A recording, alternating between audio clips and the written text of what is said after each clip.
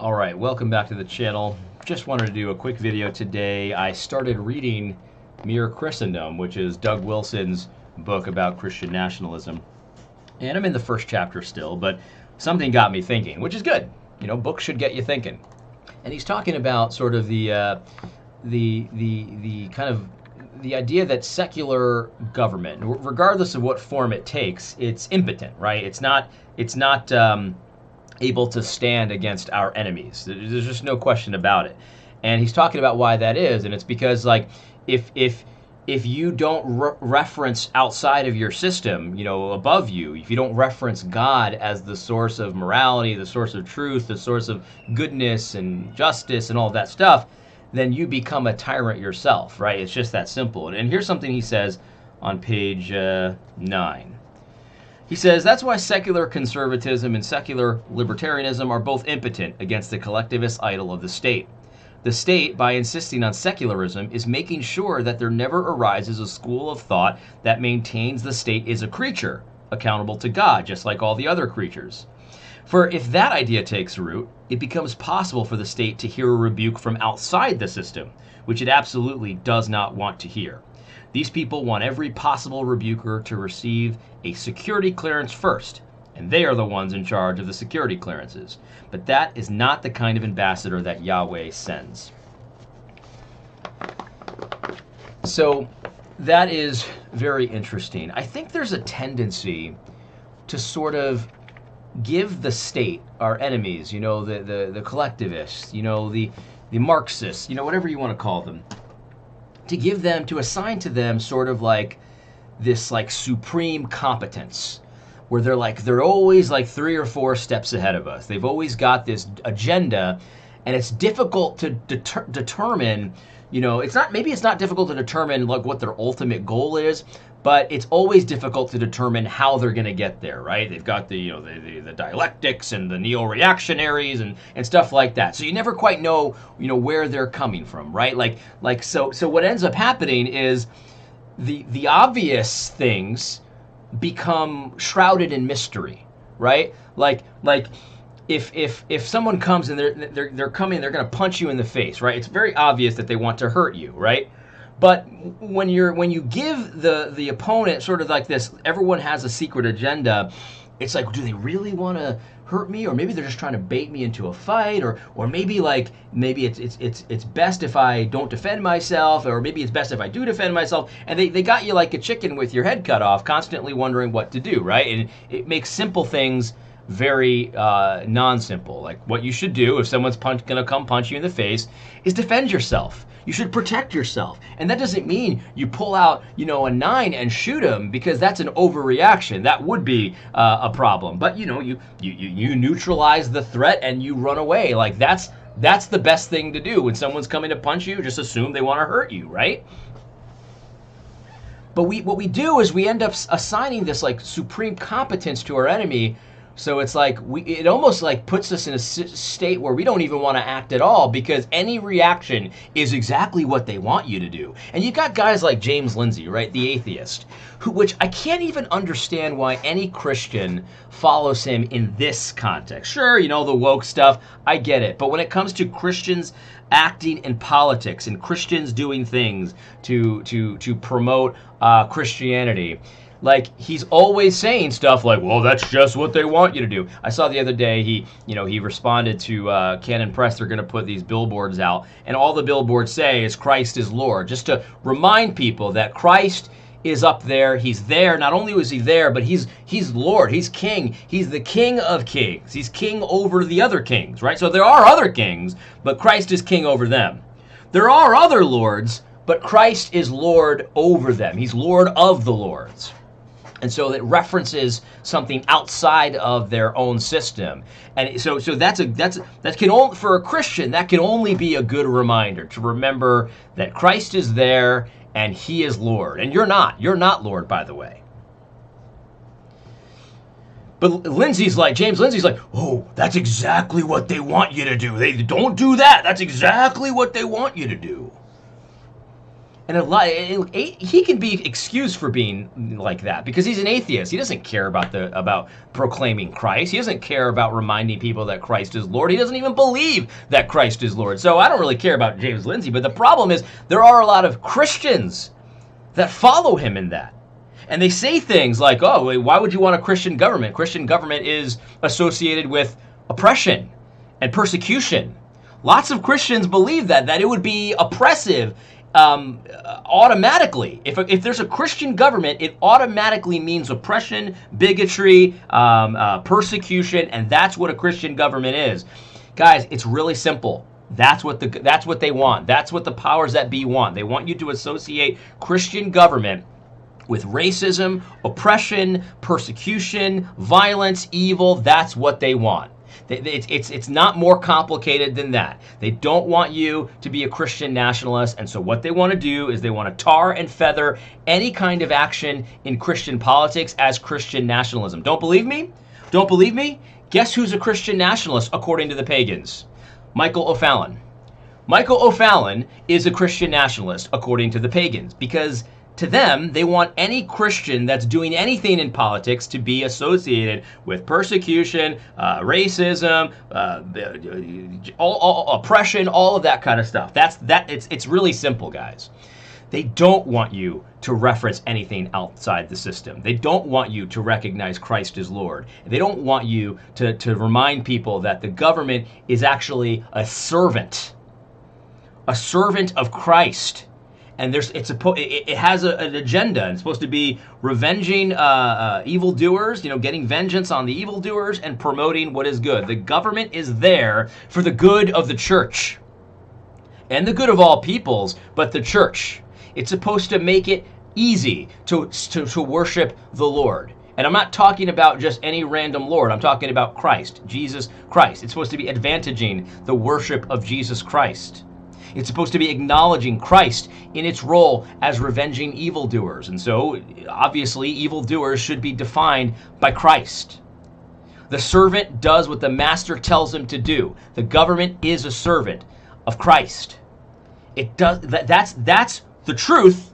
The government, the powers that be, the Marxists, the whatever they are, the collectivists, they don't want to remind people of that, and therefore they want anyone that's saying stuff like that to be associated with racism, bigotry, oppression, violence, all that kind of stuff. And so if you're gonna be a self-conscious Christian acting in government and referencing the Lord, see, they're okay with Christians in government so long as they deny that Christ is Lord, King of Kings, Lord of Lords, and that they're a servant of Christ. As long as they deny that, they don't bring Christ into it, they're okay with that. Because as long as you're willing to play by their secular rules, they're cool. You could be against Biden all day long as you do it squarely from their position of secular government.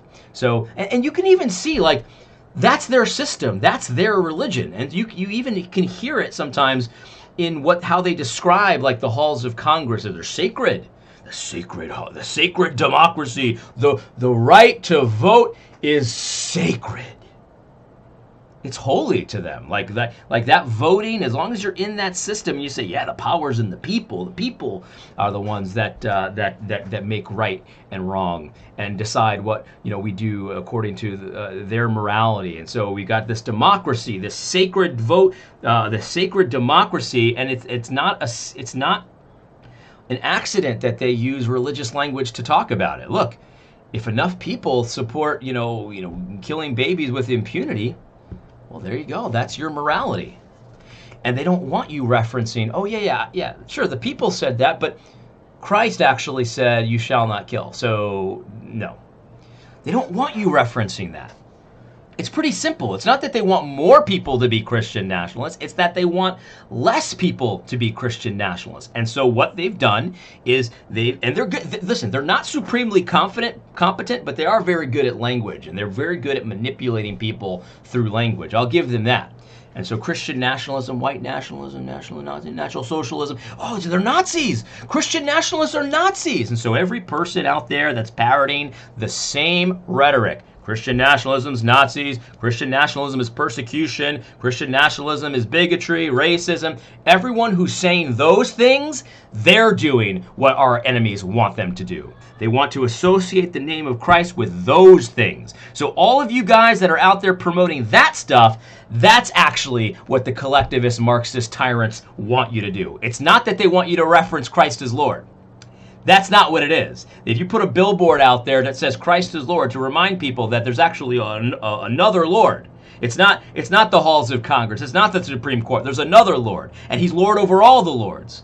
That's not what they want you to do. That's the last thing, actually, that they want you to do. Because if enough people start thinking that there's actually another Lord, that the lords of Congress and the lords of the Supreme Court and the lords of the executive branch, they're beholden to that Lord. If enough people start thinking that's actually dangerous to them. That's actually dangerous to their system. But as long as you're critiquing it from their secular liberalism, that's not dangerous to them at all. Because you're granting their basic presuppositions that Christ actually has nothing to say in here. Oh, don't be self-consciously Christian in your politics. That's just what they want you to do. That doesn't make any sense.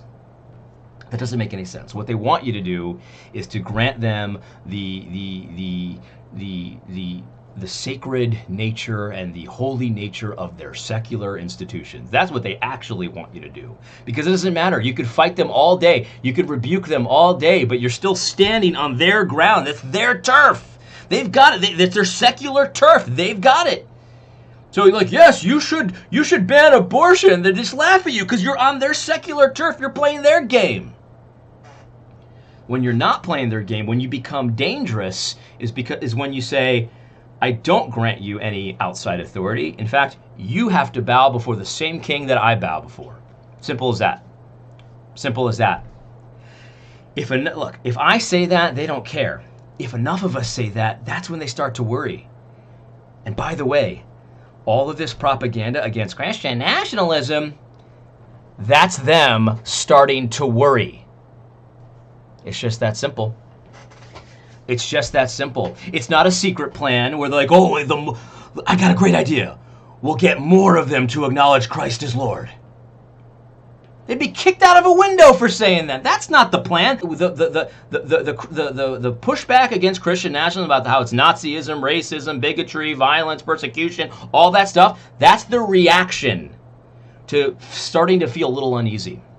Starting to feel a little uneasy. They want to destroy this. And so their plan of destroying it is to make it a very high cost to come out as a self-consciously Christian person in politics, right? They wanted to make it a very high cost that very few people will do it. Because who wants to be tarred as a racist, violent persecutor, bigot? Who wants to deal with that? Nobody does. So in order to be a self-conscious Christian in politics, you have to also be willing to receive that kind of abuse. That's the plan. It's really simple. It's really simple. They want to make it cost too much for you to be a self-conscious Christian in politics.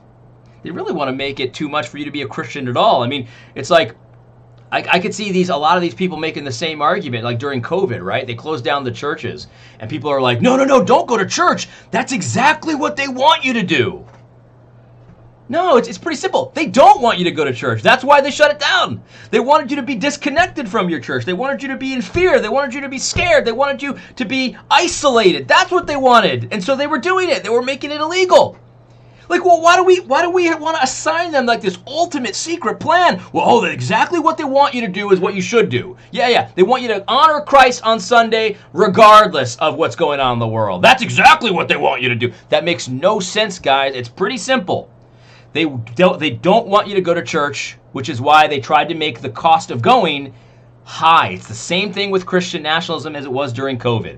They didn't want you to go to church, and so they said, we'll threaten you with a fine. So that way, if you want to have church, you're going to have to pay a fine. So guess what? A lot fewer people went to church when there was a cost associated with it. It's pretty simple. It's the same thing with Christian nationalism. It's stupid, in my opinion. Of course, it's my opinion. It's stupid to think that exactly what they want you to do is to remind people that Christ is Lord publicly. That's stupid. It's the same thing here. What they're doing with Christian nationalism, and everyone that is making these same arguments is an unwitting, I don't know if they're doing it intentionally, but they're participating in this, is they're waging a propaganda war. It's the same kind of thing as it was during COVID. They wanted to make the cost of attending church on Sunday very high during COVID. And now during Christian nationalism, this whole thing, they're starting to get worried. Too many people are referencing Christ as Lord. I mean, I guess maybe the drag queens was a little bit too much, and now they're starting to wake up. And wait, maybe we should be Christian. Maybe we should act Christianly. They're starting to wake up. So I got a great idea. We'll associate that with persecution, violence, bigotry, racism, white nationalism, Nazism, all of that. The cost is now high to be a Christian in politics. The cost is now high to be a Christian in politics. That's what they want. There's no secret agenda. They're telegraphing this pass, and we need to be ready to own that, right? I don't care what you say about me. You can call me a Christian nationalist all day, every day. The drag queen story hours are still going to stop. Anyway, I hope you found this video helpful. I hope you found it encouraging. God bless you. Have a good day.